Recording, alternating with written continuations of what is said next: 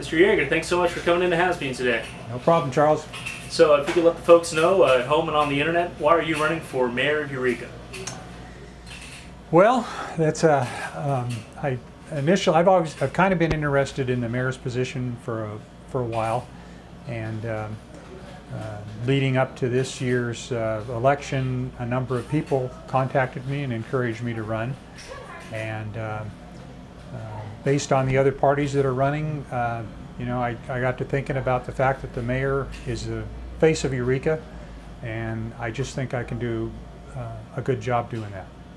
Now, you did just get elected to the Eureka City Council, the 4th Ward, just a couple of years ago. What made you decide to jump ship from that position?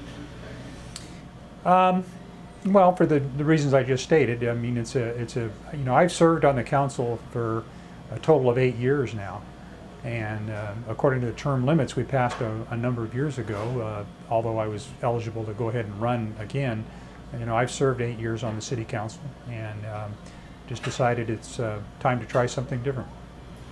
And what would you say you're going to do to handle, if you do win, the appointments of your replacement to that city council seat?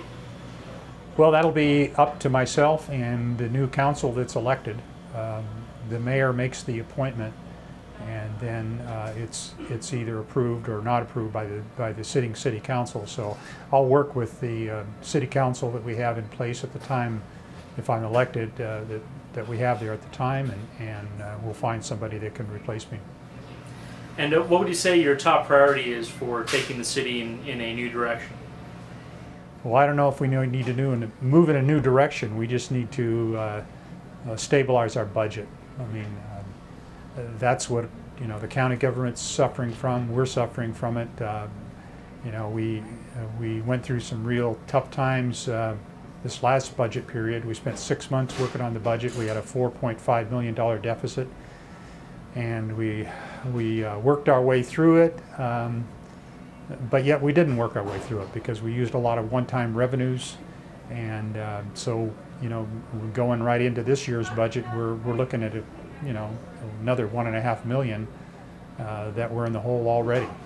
So I'm just hoping that the people in Eureka realize how serious it is and are able to support Measure O on the ballot, because that'll go a long way towards helping us do what we need to do in the city of Eureka.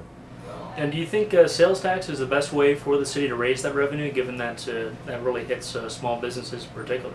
Yeah, I know it does, and it's really the only option we have at this point. We could go back to the utility users tax, but I think that was pretty unpopular with most of the people.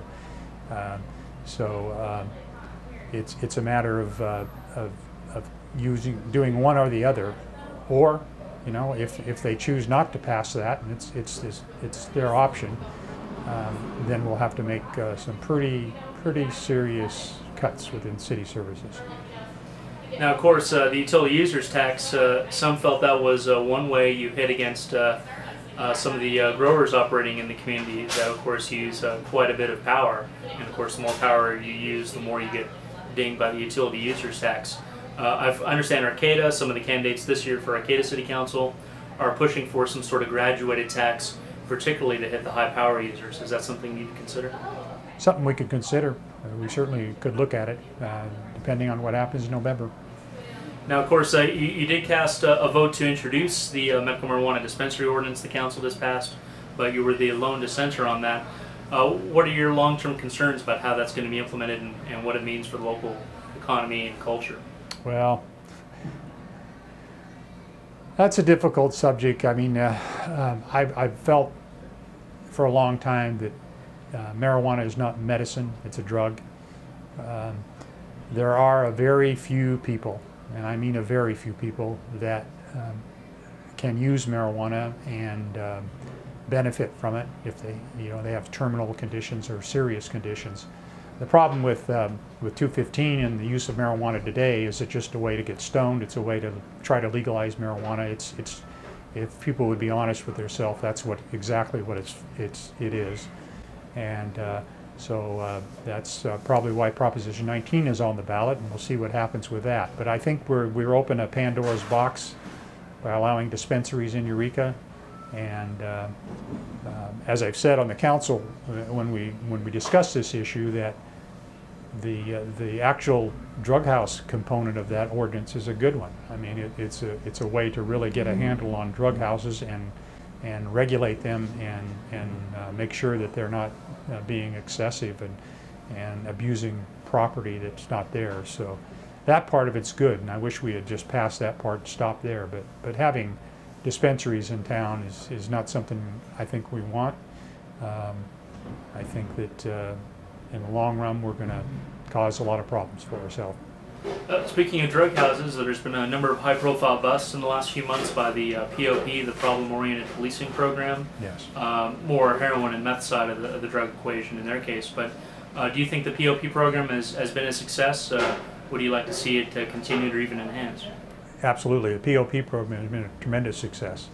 And I'm really looking forward to the day when we can fully fund that POP program and get the coordinator in there and really turn them loose on the community to work on these serious problems like they are working on it, because they've been very successful and they're doing a good job.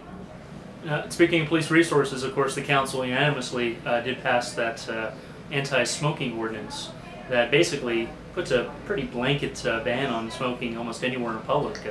Some even say they wouldn't be able to do it in their front porch because that's within 30 feet of their entrance. Are you concerned that police are going to be wasting their valuable time and resources handing out $100 smoking tickets rather than, chasing down violent criminals and what have you? Well, I don't think that's going to happen. I think that that'll self-police itself. The police have too much other stuff to do to be worried about issuing tickets for somebody smoking on their front porch or smoking on the boardwalk or something like that. But it gives us the tools so that if we have chronic abusers of smokers and people that are complaining about it, that we have a tool to do something about it. Now, of course, some say, no matter what layoffs might occur, the meter maids are the last to go because they're actually a revenue positive, generating revenue for the city. Are you concerned the smoking ordinance might turn into the same thing, where, $100 a pop adds up pretty fast to make it worth the while of a, maybe not a full officer, but a PSO or someone to, go around getting that sort of revenue coming? No, I don't see that happening at all. No. Now, in terms of, everyone says the budget and economic development are their top priorities. I don't think anyone's going to say those aren't priorities. But when it comes to what economic development really means, what does it mean to you? What do you want to see actually take place in your next 4 years as mayor? We need to get a resolution to the balloon track issue. We need to quit fighting each other and get something developed. Get the property, first of all, get the property cleaned up, and then get something developed down there. A good scenario for that is, when I first came on the council in the early 90s, we had the area below by Wabash and Broadway, and west of there was an auto wrecking yard.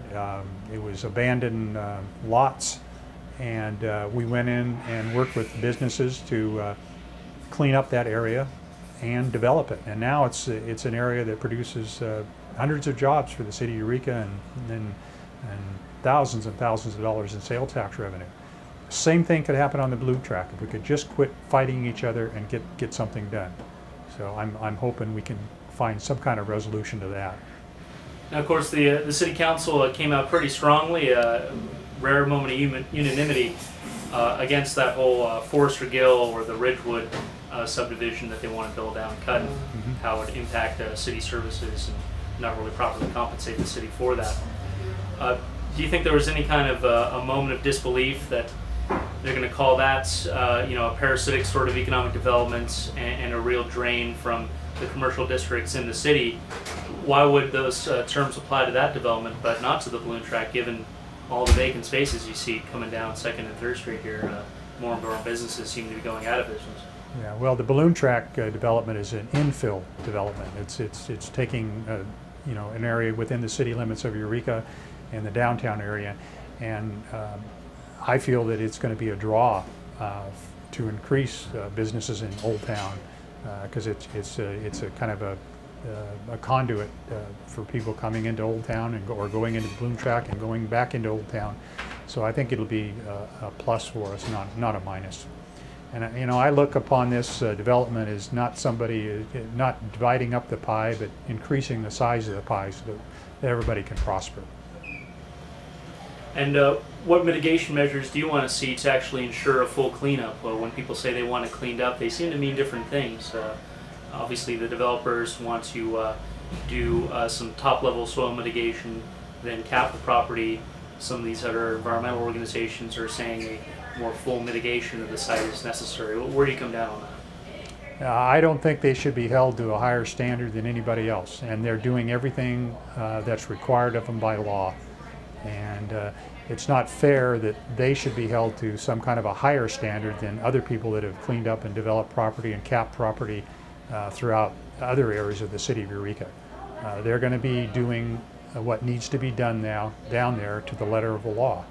And it's going to be cleaned up and made usable. As a matter of fact, it's going to be enhanced. So I think it'll be fine once they get their project going. And in terms of homelessness in the community, it's something that, well, a lot of city councils have grappled with. A lot of local cities are saying, well, it's not our job, it's the county's job. And of course, the county has its own budgetary pressures to deal with.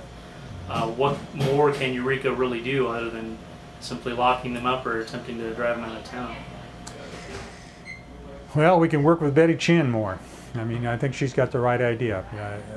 She's not only helping those people and giving them some dignity, but she's also helping them return to homes where they've came from and assisting them in that manner. And I think assisting Betty with what she's doing here locally is the way to address the homeless problem in Eureka. I think we can go a long way by following her example. She's doing a great job. And of course, a somewhat linked issue is the issue of mental health and how city and county governments deal with that. Are you satisfied with the increased training the local police agencies are getting in cooperation with county mental health services in order to deal with these people in a way that doesn't necessarily require the use of force we saw with Sharing More?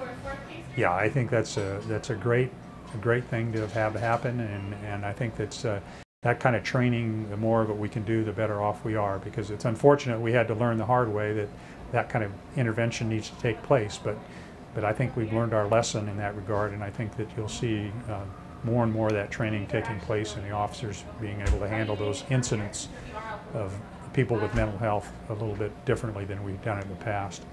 Would you say in general you're satisfied with the job Garr Nielsen has demonstrated? Chief Nielsen has got a tough job to do. He came in and you know, he had a lot of changes he had to make, which upset some people. Generally speaking, he's law enforcement wise, he's done a good job in trying to protect the community. I think he could have done it a little differently in regards to personnel issues that he handled within the department, but generally speaking, he's done a good job protecting the citizens of Eureka. And bringing up personal issues, it seems like city manager, city attorney, finance director, community development director, all gone or going in the space of a year. Do you think there's kind of a general breakdown in, I don't know, is it civility inside City Hall? Is it all these lawsuits that seem to be cropping up involving some of these folks? You know, what's going on to cause such a massive shakeup in the top level bureaucracy there? Yeah, we've lost a lot of good people. I mean, people like Kevin Hamlin and Valerie Warner, and you know, those are real valuable people. David Tyson. They're going to be hard to replace, and it's going to be a real tough job for the city to try to build back up the expertise that we've lost by those people leaving. There are some problems within the city that we need to deal with. We need to start treating people more like the hard workers that they are, hopefully, as if I'm elected as mayor, I can lead the charge in trying to get that done. Now, of course, some candidates have said it's the negativity, divisiveness, what have you, amongst the council that has contributed to a chaotic atmosphere in City Hall. Do you think those charges are fair? someone who's been on the city council the last couple of years? I would say that's a fair assumption.